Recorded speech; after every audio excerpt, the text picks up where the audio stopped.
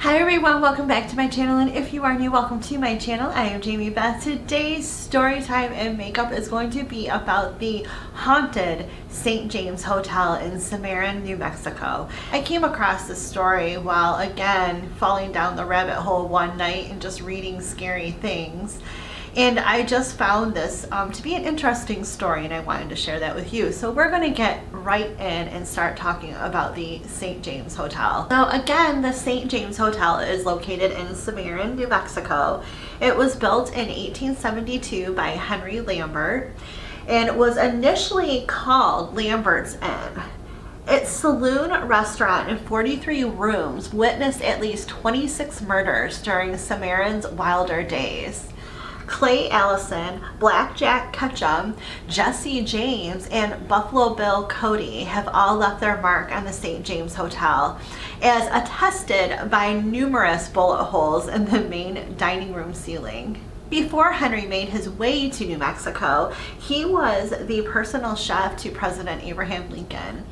Upon the recommendations of Ulysses S. Grant, he continued to hold the position until the president was assassinated in 1885. Before long, Henry made his way west in search of gold, finally settling in Elizabethtown.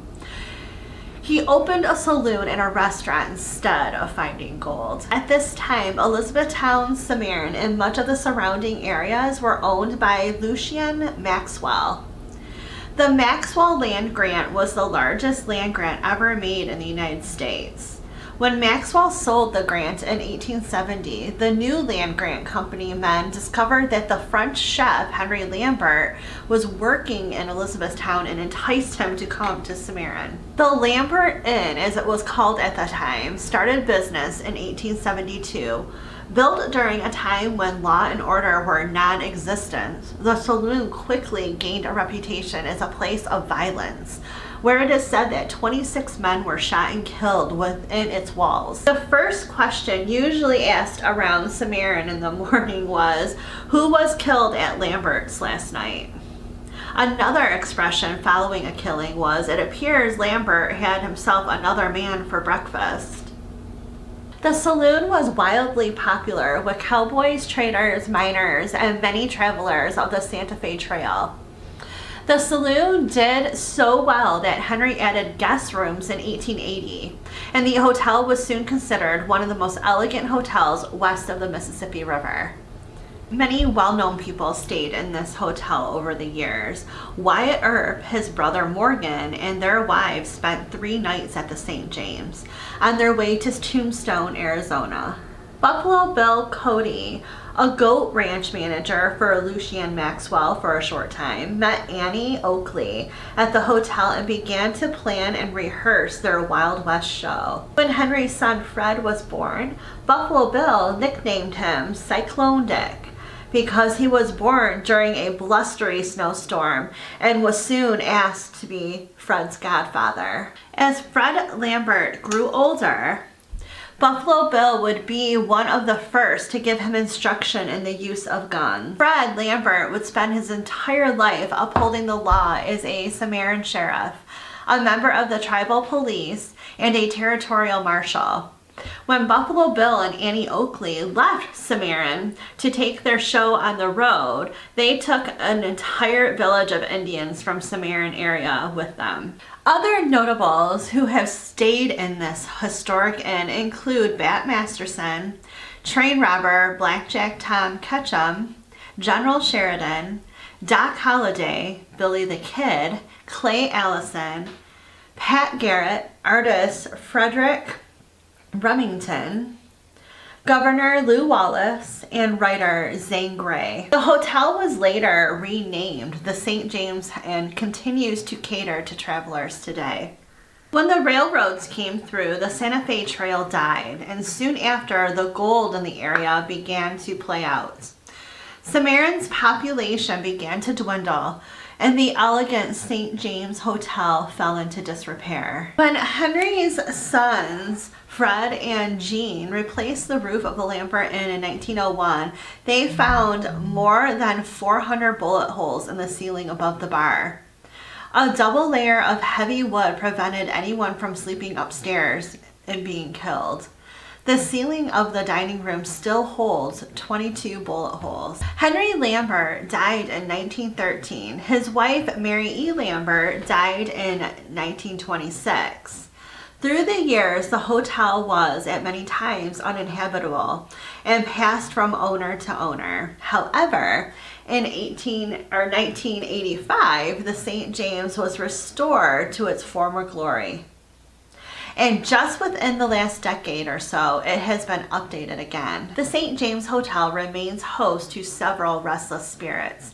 Both the owners and hotel guests will tell you that many unexplained events have been going on. Several psychics have visited the hotel and specifically identified 3 spirits and many others who pass through to relive their experiences.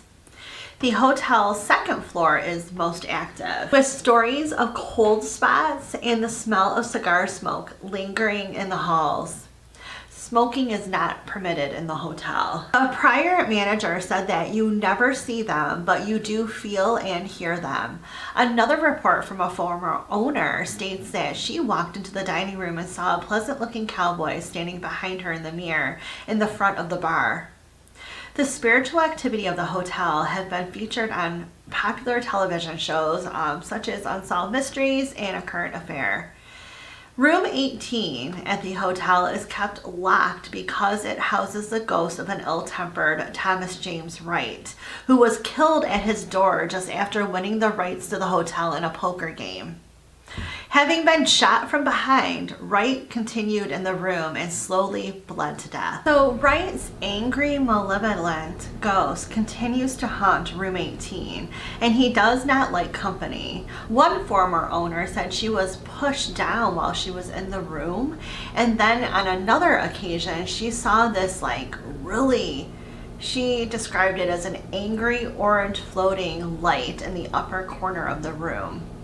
The room holds only a bed frame without a mattress, a coat rack, a rocking chair, and a dresser that has been made a shrine to the Old West. Sitting on top of this dresser is a Jack Daniels bottle, a basin and pitcher, a hand of cards, an Ace Copenhagen tin, and several shot glasses. And on the wall is this terrible painting of a half-naked woman. The staff considers this room the most haunted room in the entire hotel, and people are rarely allowed to enter the room, much less sleep in it. Rumors abound that when the room was rented, several mysterious deaths occurred there. Room 17 is an epicenter of sightings of Henry's second wife, Mary Elizabeth, who is said to remain at the hotel as a protector. Mary gave birth to her children in the hotel and died there herself in December of 1926. Allegedly, Mary's rose-scented perfume can often be smelled in her old room. Sometimes an insistent tapping is heard on the window when it is open and will not stop until the window is closed. On another occasion, a milky, transparent woman can be seen in the hallway. Another dwarf-like old man has also been seen in the hotel. He has been nicknamed the Little Imp by the hotel staff and apparently is very, very mischievous, constantly playing tricks and laughing at the staff. He is also blamed for when objects mysteriously disappear and then reappear in places that they don't belong. Other unknown entities are also said to roam the hotel, creating a host of paranormal activities. Staff report that items constantly fall off the walls and shelves, and electrical equipment at the front desk behaves unpredictably. Others have reported cold spots throughout the historic inn, lights that seemingly turn on by themselves, feelings of being watched by unseen eyes, and cameras that cease to work inside the hotel strangely return to normal after leaving the St. James. Cody Muntz, a college student who has worked summers at the hotel, reported that in 2002 he was working at the front desk. He heard a high-pitched shriek coming from the far corner of the lobby. Looking up abruptly from his work, he was dumbfounded to see absolutely no one on that side of the room. Quickly looking around, his eyes rested on 3 other guests mingling at the other side of the lobby. Having not heard the loud scream, they were completely unfazed. The hotel features 13 historic rooms, named for famous and infamous people who once stayed in the hotel. The annex was also added to the hotel that houses an additional 10 rooms. The hotel retains its historic ambience with antique chandeliers, velvet drapes, thick carpets covering its old wooden floors, wallpaper, and many of the hotel's original furnishings. There are no phones, radios, or televisions in the 14 rooms of the main hotel.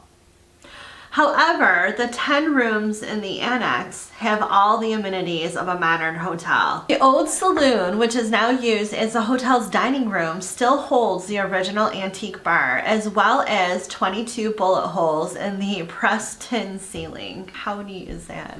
I don't know why I think that's neat, I just do. In the hotel's hallway is a plaque that commemorates Clay Allison and the roster of 19 men that he was said to have killed, as well as photographs of the many famous guests that have stayed in the historic inn. Also in the hallway is the original headstone of Parson Franklin J. Tolby, the beloved minister of Cimarron, who was killed during the Colfax County War. Checking into this historic place will make you feel as though you stepped back into time. As mounted deer and buffalo stare down at you from the lobby walls, you view the old hotel ledger signed by its many famous guests, and imagine the sound of tinny music coming from the antique piano in the corner.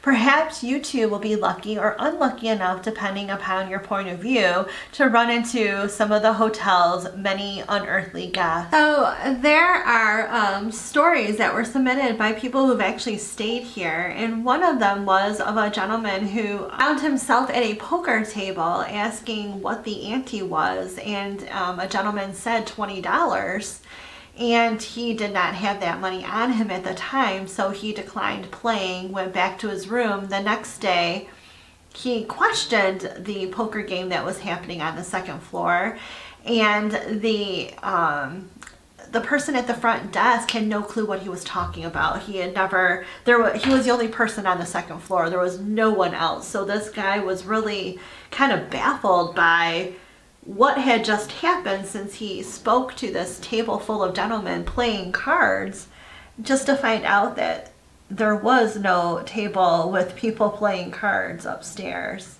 Another story is of a gentleman and his wife staying in the hotel, and he felt someone touching him while he was lying in bed at night. Rolled over, asked him if it hit, asked his wife, "Hey, did you just touch me?" And she said, "No, I did not."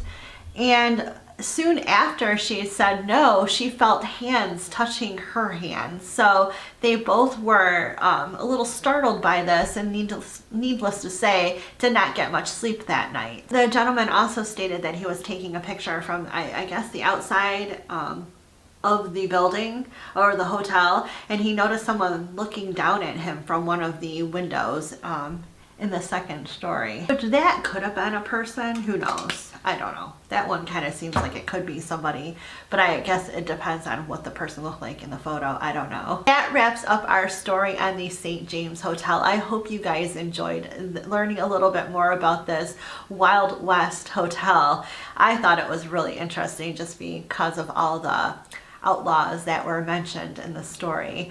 I hope you guys like my little vampy look today. I don't know, I started off not knowing what I was going to do, and I just kind of went with it, and this is what it turned out as. It's a little more dark than I normally do my looks, but anyways, I think it looks kind of cool. If you guys enjoyed this video, give it a thumbs up, and remember to hit that subscribe button down below if you haven't already, as well as the notification bell next to it to be notified of all of my upcoming videos. Thank you so much, and I'll see you again soon. Bye!